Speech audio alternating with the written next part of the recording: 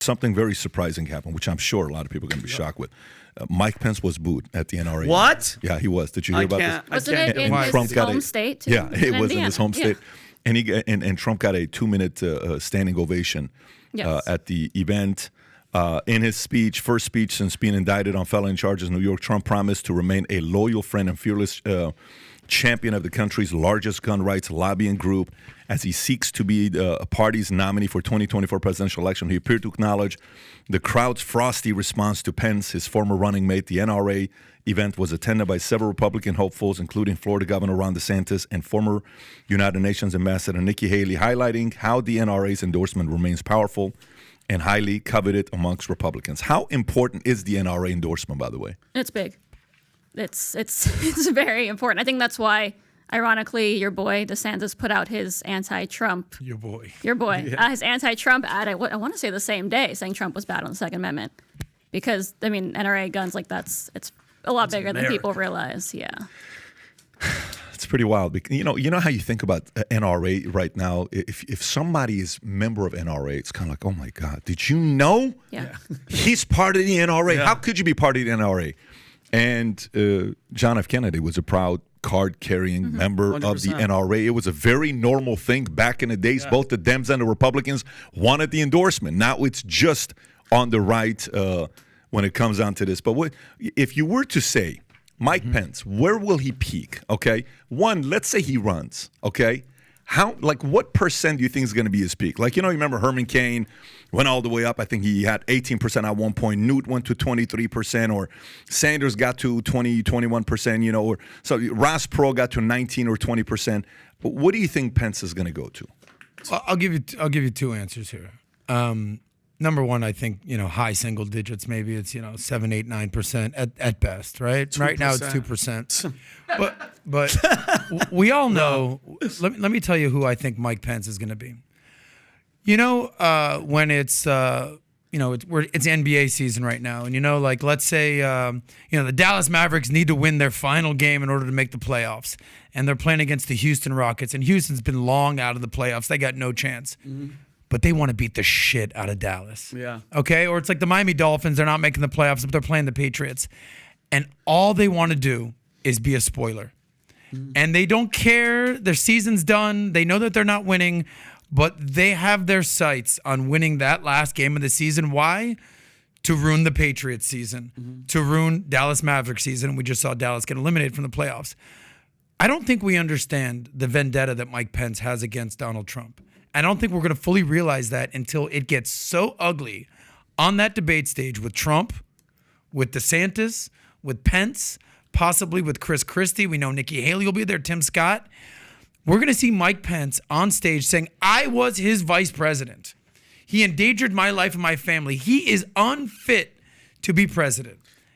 It ain't gonna if you work. don't think that's going to, he's going to do it. Of course he is. And I still think that Trump will get the nomination. Of course. But but what may happen, this is just my opinion, tear it down all you want, is that it's going to get so ugly and ugly and ugly that there's going to be a wounded candidate coming into the general election, and sleepy ass Joe Biden is just going to sleepwalk potentially into the presidency because there's going to be so much fighting on the Republican side of things. That's my opinion. But when you see people like the Pences, like, you have the hell with that 2%. You have zero chance of touching Trump, let alone DeSantis. So I think all those people on that stage are either put there strategically, just like you said, to make them look like shit, so that the left even is going to learn more stuff about them to give them talking points to talk shit. You're losing that race, bro. Trump is number one right now. DeSantis number two. Nobody's touching. Like, so those people, is it just for their resume, Pat? Like, I ran for president in 2024. It's a lost battle before you even go in.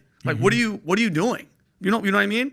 Why are you announcing? For what? Listen, if you've gone in that world, the world of politics, and you're gonna plan on writing a book or legacy kids, you have to have your Wikipedia say former 2024 presidential candidate.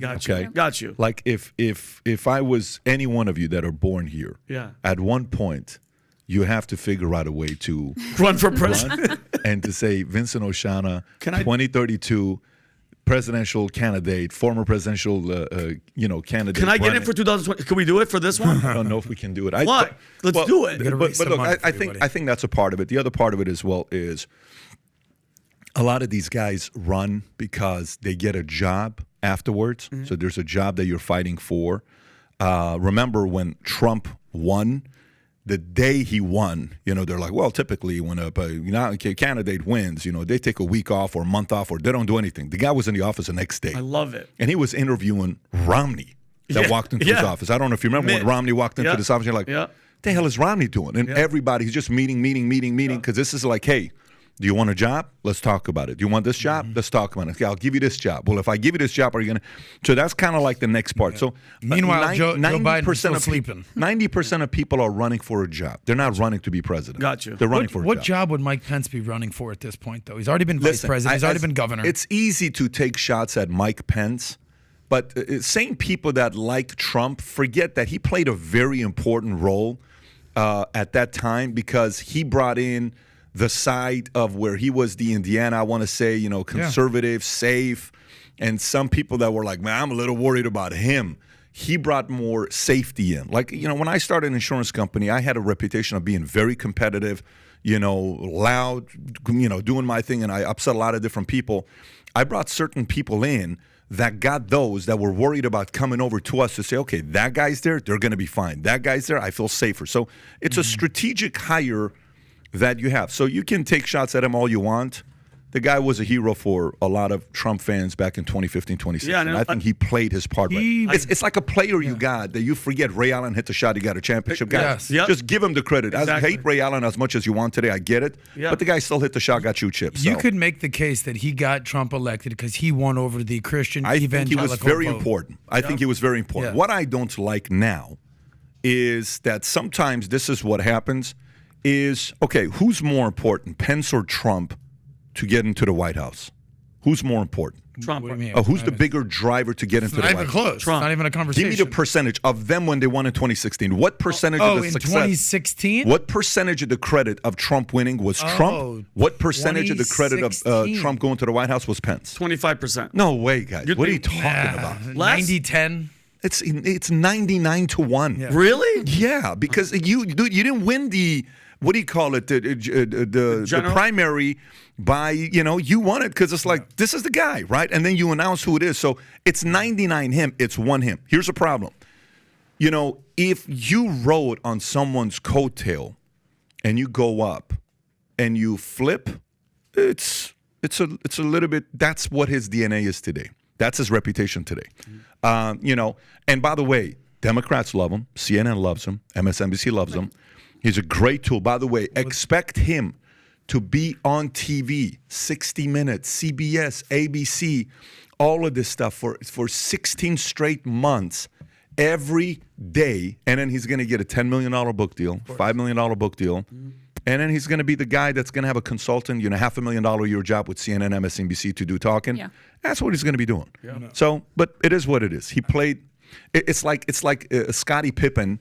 I was watching a video today about how Scottie Pippen was the guy, and then after the Last Dance, there was a big falling out between the two of them. Yeah. Because Scottie then came out and he wrote a book and he said what? He says, "What do you want to be remembered as?" "I want to be remembered as the greatest of all time." Dude, come on, bro. That's what he wants to. Scottie said, "I want to be remembered." Have you seen this interview? Whatever it is, it's just. I want to be remembered as. So delusional. When Robin suddenly thinks he's Batman, yes. You're going to be a better Robin, being the best Robin you can be. Correct. Versus you all of a sudden thinking, Anyways, this just took me to a complete. Let me ask you a question. Well, it's delusional. You actually think, you said that CNN, these MSNBCs, they love Pence now. You actually think they love him? I think they look at him as a useful idiot. What? But you still love a useful idiot. That's right. What's wrong with a useful idiot? They're like, Trump's boot-licking VP is now anti-Trump. It's Saturday night, 11 o'clock. Yeah. 3 people aren't texting you back.